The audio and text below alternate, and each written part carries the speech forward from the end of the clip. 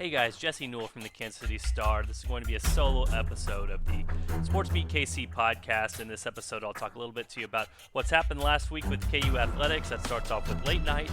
KU basketball gets a commitment from a point guard, and then also talk about the football team. Last week's loss to Oklahoma State in an upcoming game against West Virginia. Before we get to all that, let's get to a quick break and a word from our sponsor, which happens to be us. Hey, it's Blair Kirchhoff, and if you're listening to this, you love Kansas City sports, whether it's the Chiefs, Royals, Sporting, Mizzou, KU, or K-State. And no one covers these teams like the Kansas City Star. If you currently subscribe to the paper or have a digital subscription, thank you for your support. And if you don't, here's a great offer. It's called Sports Pass, unlimited digital access to every sports story and video on kansascity.com. And it's just $30 for the first year. It's the best sports value in town, just 8 cents a day or $2.50 a month. You can't beat that. Subscribe now at kansascity.com/sportspass. The big news of this past week for Kansas basketball fans was the unofficial start to the basketball season, which was late night in the Phog held at Allen Fieldhouse. A lot of skits, a lot of things you can find out on the social media, on Facebook and Twitter. Bill Self doing his best Matthew McConaughey impression, which brought some laughs, and I know a lot of people enjoyed that. But obviously a big night for recruiting as well, and that showed up just right after late night because on Monday, KU got its second commitment in the class of 2019 from Issac McBride. He's a point guard from Little Rock, Arkansas, I should say, out of high school. Averaged 24.5 points, 4 rebounds, 2.5 assists, and 1.6 steals per game for Arkansas Baptist Prep.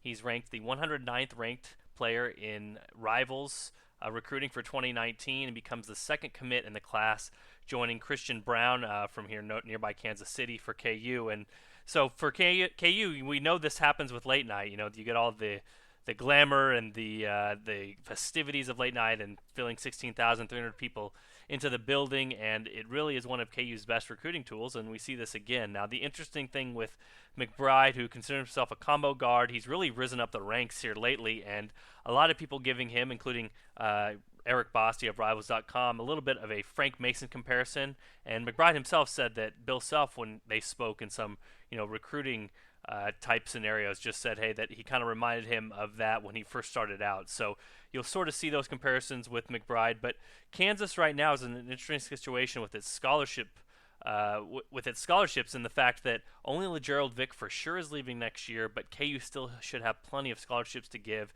If you look up and down the roster, you can see a lot of guys that should be turning pro after this season. You could start with Udoka Azubuike. Dedrick Lawson is another one that should be on that list. Quentin Grimes as well. Almost certainly going to end up in the lottery for next year's NBA draft unless something unexpected happens. So there's going to be a lot of open scholarships coming this next year. So Bill Self having to look already in the future to reload, even without those scholarships in hand to hand these guys. He knows a few of the guys are leaving Lawrence after this season. So McBride becomes the second commitment for Kansas in this 2019 recruiting class, and expect KU and Bill Self to continue looking hard for more players as they try to backfill into some of these positions for the 2019-2020 season. That brings us to late night in the Phog, too. 15-minute scrimmage, and Bill Self spoke to Jayhawks Network TV as the game was going on, and obviously he's referred to this in the past as brother-in-law ball. He really hates these sorts of scrimmages because there isn't much defense play, there isn't much structure. Guys sort of try to show off for the fans, that sort of thing, and Bill Self was kind of his normal grumpy self, and for good reason, because the 15-minute running clock basketball was not very good in that final in that scrimmage at the end of late night. But one positive, and I wrote about this at kansascity.com, you guys can check out the story on it, was Udoka Azubuike got to attempt a free throw. And even though that free throw missed, you could tell the form was different with him this year than it was in years past. If you remember, and I've got video on there if you guys want to check it out, in the past, Udoka kind of shot the ball up. It was a little bit more two-handed, using both hands at the same time. And then he'd always kind of fall off to one side. He'd either be leaning right, or he'd be leaning left, or he'd be leaning forward. He just never didn't look like he had a good feel for where the ball was going, or a good sense of balance when he was shooting the basketball. And again, though this free throw missed at late night, I think it's sort of a big deal because Bill Self talked very glowingly of Udoka about the offseason he's had, and also trying to correct or help out his mechanics over this past year. And so I thought some interesting comments from Bill Self in the broadcast and then afterwards, saying that he thinks 60% from the free throws is a realistic goal for Udoka Azubuike this coming season. And remember, last year he was at 41%. So if we're talking 60% compared to 41% with as many free throws as Udoka Azubuike shoots for this Kansas team getting fouled inside, that could be, a free point per game if you're Kansas. And it also would do a lot toward alleviating some of the problems KU had late in games, especially at Oklahoma, where Lon Kruger, the coach, decided to do a hack-a-doke strategy, which ended up working out where the Sooners came from behind and defeated the Jayhawks. But if Udoka can get that stroke to 60%, 65%, maybe even 70%, that would be pie in the sky sort of thing. That could be a great help to not only KU's offense this upcoming year and the efficiency there. It'd also be a great help to Udoka Azubuike when it comes to his NBA draft status, because there are already some questions about, how could he play in this NBA game where he can't venture too far away from the basket and isn't as comfortable. But, another big question for him is being able to make shots away from the basket and make those shots at the free throw line that he will have at both this level and the next one. So if he can get up to 60%, that would show a heck of a lot of growth in that area. Next, turning on to KU football, last week losing 48-28 to Oklahoma State. Kind of an interesting game in all aspects for KU, because the thing that we'd been expecting from the Jayhawks early in the season was that their defense was really improved and pretty good, and that the offense was lagging behind. And you saw a reversal of these two roles coming up last Saturday. KU started Carter Stanley at quarterback. He was the third-string quarterback coming into the week, had only 7 pass attempts for the entire season, had only gotten in during garbage time. He becomes the first Jayhawk this year to play an entire game without someone else subbing him in. And the raw stats look good. 24 of 32, 247 yards, 3 touchdowns, no interceptions. Nobody in David Beatty's 42 games as head coach at KU has thrown for at least 3 touchdowns and no interceptions in a game. And nobody has completed more than 75% of their passes if they had more than 15 pass attempts. So in that way, Carter Stanley, very impressive with what he's able to do.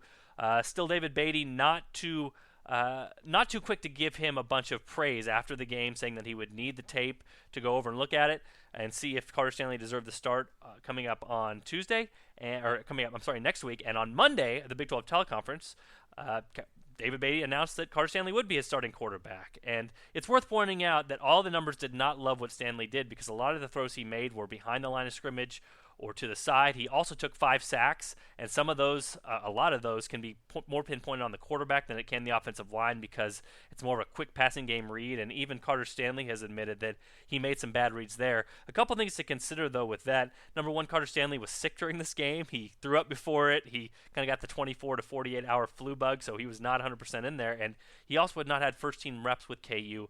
He said since 6 or 7 weeks earlier, the second week before fall camp ended. So it had been a long time since Carter Stanley had gotten in there and actually been the first-string quarterback for Kansas. You can expect him to probably miss some reads in that regard. But one major thing he brought to Kansas, and I think Steven Sims spoke to this very well, a wide receiver for KU who had 10 catches in the game, is the amount of energy he brings and brings some enthusiasm to both the team and the sideline. And Steven Sims brought up a play a couple years ago when KU defeated Texas at Memorial Stadium, where Carter Stanley was running down the field, and instead of trying to juke a Texas safety, and we know how Texas's safeties look. They look like NFL safeties, big Mack truck-like guys. Carter Stanley simply tried to run him over. And Steven Sims says, hey, what are the quarterbacks try to run over safeties? Nobody does. He's like, you guys don't know anybody that does that, but Carter Stanley does do that. And so I think that sort of thing can bring life to teammates, can bring life and energy to other guys and guys on the sideline. And I think you saw in this last game, there was some talk at the press conference on Tuesday about a block that Carter Stanley threw for Steven Sims. He threw a screen pass out to him, and Steven Sims decided to cut it back, and Carter Stanley looked and found basically the biggest defensive lineman that Oklahoma State had on the field to try to go and block him, and got him well enough that Steven Sims could go forward and move 9 yards. And that energizes people when you see somebody trying that hard and showing those sort of leadership qualities on the field. So even if Carter Stanley is not the most technically sound quarterback, and I don't think anybody will say that he is, and even if he doesn't or can't complete all the throws, I think he gave KU something maybe it hadn't had in previous weeks, just maybe from an intangible standpoint, and the team scored 28 points, which that's a legitimate thing. That's the second highest total in a Big 12 game that KU has had in David Beatty's era. 34 last year against West Virginia was the number one game, and that's when Khalil Herbert went crazy with his over 200-yard rushing game. So KU learned something and gained something from having Carter Stanley out there. Was not perfect. He said that he still needs to make better reads. David Beatty has repeatedly said he needs to make better reads. And then something interesting that Carter Stanley said, he actually learned he was a starting quarterback this week from Twitter. Myself and some other reporters out there, when David Beatty announced it on the Big 12 teleconference, tweeted it out. I think Carter Stanley follows a few of us on social media, so he learned he was a starting quarterback from us and not from no other way, so he said it was fine and kind of chuckled when he was asked about it. But he was going to prepare the same, he said, either way.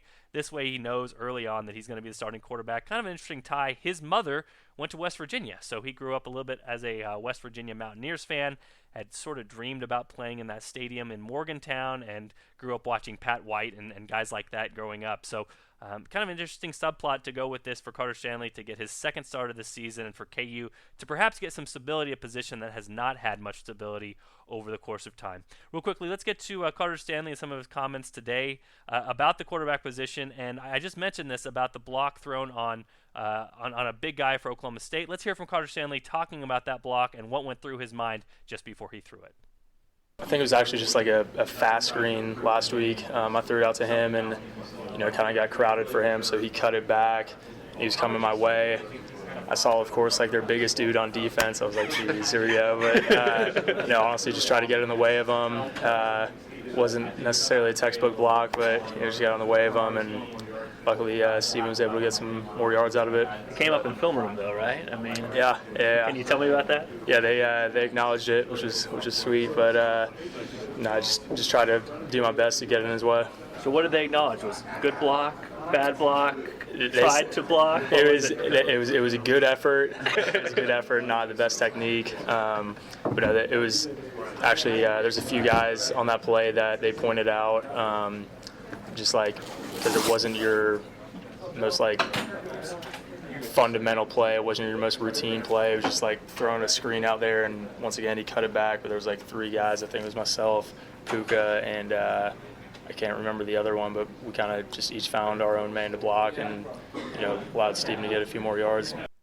So again, those words from Carter Stanley, KU's quarterback, talking about seeking out contact maybe when he shouldn't do that, and he kind of laughed about that when talking with us. KU going up against West Virginia this week, one of the biggest underdogs it'll be this season. West Virginia has moved up to top 10 in the polls. Also have Will Grier, a Heisman candidate quarterback, who has thrown for the second most passing yards per game in the nation. So it'll be a tough test for KU's defense in particular that got burned down the field against Oklahoma State. They really seem to have missed Ricky Thomas, who stepped in and provided some stability at safety. He's going to be out another week with an injury. They've moved Hassan Defense, the cornerback they've had, to kind of a safety nickelback sort of role, and he's really struggled the last 2 weeks. Pro Football Focus has given him failing grades the last 2 weeks, and it's been pretty obvious from watching the film that he's given up some big plays, and some of the things have been his responsibility. So look for Clint Bowen to not only try to get that shored up and keep their furthest defender past the furthest receiver on the other team, but also KU only 5 sacks this year. And I know that Clint Bowen in the offseason did some studying of Iowa State's defense and how they worked last season and tried to basically get mostly a 3-man rush and then play a bunch of interesting and unique coverages in the backfield the defensive backfield to try to confuse quarterbacks and force them into mistakes, just because the Big 12 is such a pass-happy conference. Even having said that, the Jacks need to wiggle free a little bit more to get some more pressure on the quarterback, because if that's going to work, you still need to have a quarterback bother. And we've seen the last 2 weeks when a Big 12 foe has gone against Kansas and had time to sit back in the pocket, read things, or scramble, in the case of Brewer with Baylor, or in the case of Cornelius last week with Oklahoma State. When he's had time to sit back there and pick out his receiver, he could break down the zone coverage or the types of coverages he was getting from KU and able to find receivers down the field. So KU will have to be better in that regard. I would expect a few more blitzes from Kansas. Again, that's not something they've shown on film that often, but I would not expect a coaching staff to sit here after all the struggles that happened last week and do the very same thing again, to watch themselves get torched by another team that is very high-flying, one of the top offenses in the Big 12. 28.5 points, favorite for West Virginia. You kind of look at this in two ways. I think if you're a Kansas fan, number one, for KU, I think it would be tough to have a defensive performance just as bad as last week. I would expect the defense to be improved. However, the second thing, and this is something I talked about 2 weeks ago when the Baylor game, the Jayhawks in recent history have just been so poor on the road, and especially so poor on the road in Big 12 play.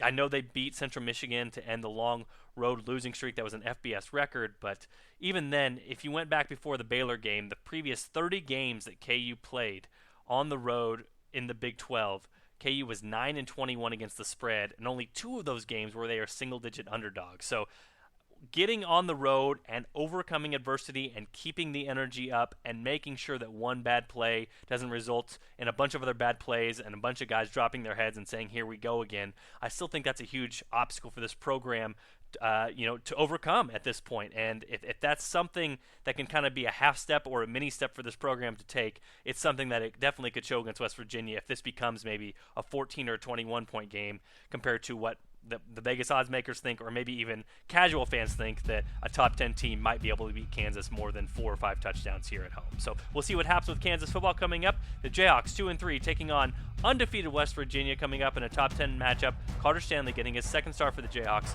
after a nice statistical performance a week ago. Thanks for checking out the Sports Beat KC podcast. Be sure to tune in for another episode next week.